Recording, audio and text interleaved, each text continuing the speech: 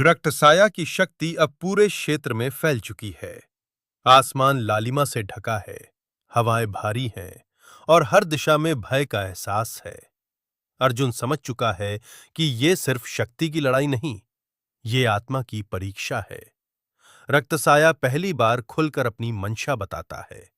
वो केवल विनाश नहीं चाहता, बल्कि अर्जुन की इच्छा शक्ति को तोड़ना चाहता है। वो अर्जुन के अतीत की कमजोरियों और असफलताओं को उसके सामने जीवित कर देता है। अर्जुन कुछ क्षणों के लिए डगमगा जाता है। अपने भीतर के भय से जूझते हुए अर्जुन को अपने गुरु की सीख याद आती है।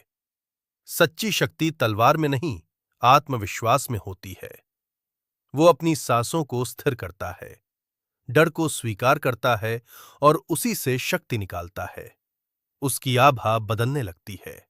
उसकी आंखों में अब भय नहीं, दृढ़ निश्चय है। अर्जुन अपनी आंतरिक ऊर्जा को जागृत करता है।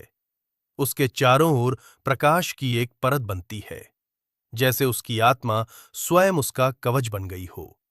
रक्तसाया पहली बार पीछे हटता है। उसे एहसास होता है कि अर्जुन अब पहले जैसा नहीं रहा। जैसे ही अर्जुन अंतिम वार के लिए आगे बढ़ता है, रक्तसाया मुस्कुराता है और उसके पीछे एक और, उससे भी विशाल छाया उभरती है। अर्जुन के चौंकते हुए चेहरे पर, क्या रक्तसाया के पीछे कोई और भी है? क्या अर्जुन की नई शक्ति पर्याप्त होगी? रक्तसाया के पीछे उभरती वह विशाल छाया धीरे धीरे आकार लेने लगती है। पूरा वातावरण कांप उठता है, मानो धरती भी उस शक्ति को पहचानती हो। अर्जुन पहली बार महसूस करता है कि रक्तसाया केवल एक मोहरा था। वह नई सत्ता स्वयं को काल नेत्र कहती है, अंधकार का स्रोत, भय का स्वामी। उसकी आवाज गूंजती नहीं, बल्कि मन के भीतर उतरती है। वह बताता है कि उसने ही रक्तसाया को शक्ति दी थी। उसका असली लक्ष्य है अर्जुन की आत्मा को तोड़ना और उसके प्रकाश को निगल लेना। रक्तसाया अब घुटनों पर है।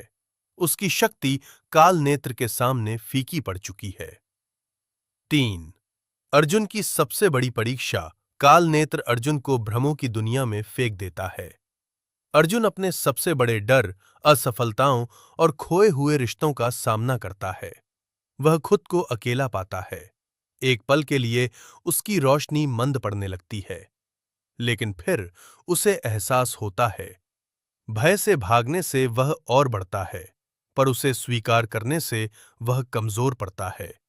अर्जुन अपनी आंखें बंद करता है, अपने भीतर की रोशनी को महसूस करता है। अचानक उसके शरीर से तेज प्रकाश फूट पड़ता है।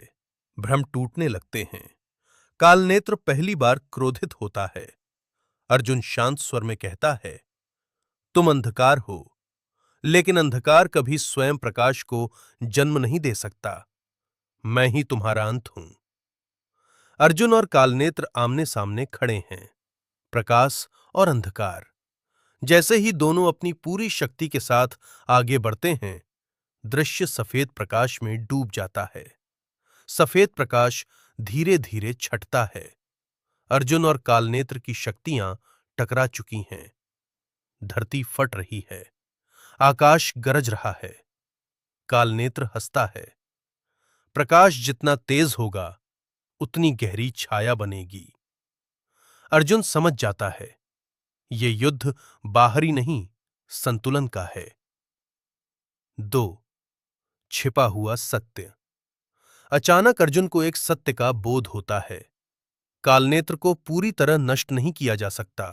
अंधकार को मिटाया नहीं जाता, उसे नियंत्रित किया जाता है। रक्तसाया, जो अब कमजोर पड़ा है, अंतिम बार चेतावनी देता है। अगर कालनेत्र मुक्त रहा, तो संसार अंधकार में डूब जाएगा। अर्जुन एक कठिन निर्णय लेता है। वह अपनी जागृत शक्ति को केवल वार में नहीं, बल्कि मुहर, सील में बदल देता है। उसे समझ आता है कि अगर वो अपनी आत्मा का एक अंश त्याग दे, तो वो काल नेत्र को अपने भीतर कैद कर सकता है। क्षण भर के लिए वो हिचकता है, लेकिन फिर उसे अपने लोगों, अपने उद्देश्य और अपने वचन की याद आती है। अर्जुन दृढ़ स्वर में कहता है, अंधकार को खत्म नहीं किया जा सकता, लेकिन उसे दिशा दी जा सकती है।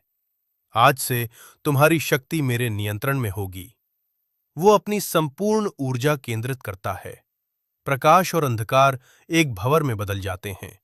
काल नेत्र की गर्जना धीरे धीरे शांत हो जाती है। 5. शांत सुबह जब धूल बैठती है, आसमान साफ है। सूरज की किरणें पहली बार सुकून लेकर आती हैं। अर्जुन जमीन पर गिरा है, जीवित, लेकिन उसकी आंखों में अब हल्की काली आभा है। संकेत स्पष्ट है, युद्ध खत्म हुआ है, पर अंधकार अब उसके भीतर है। नई सुबह, नई बेचैनी। युद्ध को कई महीने बीत चुके हैं। गांव फिर से बस चुका है। लोग अर्जुन को रक्षक मानते हैं, लेकिन अर्जुन अब पहले जैसा नहीं रहा। रातों में उसे अजीब सपने आते हैं, गहरी छाया और भीतर से आती एक धीमी आवाज। उसकी आंखों में कभी-कभी वही काली आभा चमक उठती है। 2. भीतर की आवाज। अर्जुन ध्यान में बैठा है।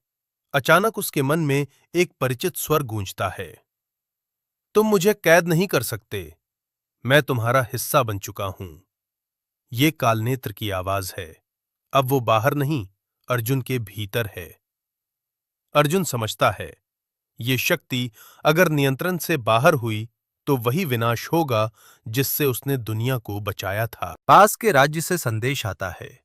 एक प्राचीन मंदिर के खंडहरों में अजीब ऊर्जा जागृत हुई है। लोग कहते हैं कि वहां की छाया जीवित है। अर्जुन को एहसास होता है, ये कालनेत्र की शक्ति का प्रभाव हो सकता है, या फिर कोई और शक्ति जाग रही है। मंदिर की ओर जाते समय अर्जुन के भीतर संघर्ष बढ़ता है। कालनेत्र फुसफुसाता है, मेरी शक्ति का उपयोग करो, तुम अजेय बन जाओगे। एक पल के लिए अर्जुन उस शक्ति को महसूस करता है।